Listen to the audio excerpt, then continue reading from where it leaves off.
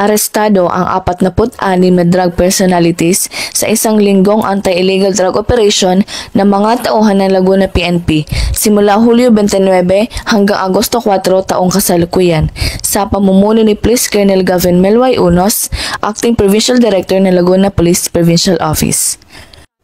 Ang isang linggong anti-illegal drug operation ng Laguna PNP ay nagresulta sa pagkakaaresto ng 46 na drug personalities sa isinagawang 34 na operasyon, kung saan ay nakumpiska ang humigit kumulang 80 gramo ng shabu na may kabuuang halaga na abot sa 544,000 pesos.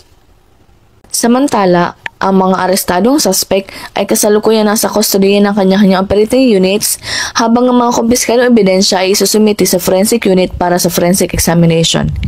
Inihahanda naman ang mga kaukulang dokumento para isasampang kaso laban sa mga suspect sa paglabag sa Republic Act 9165 o Comprehensive Dangerous Drugs Act of 2002.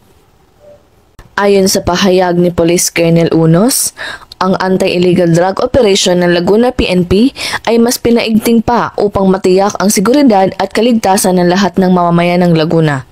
Layunin ng Police Laguna na tuloy ang mailayo ang bawat isa sa masamang epekto at panganib na dulot ng bawal na gamot.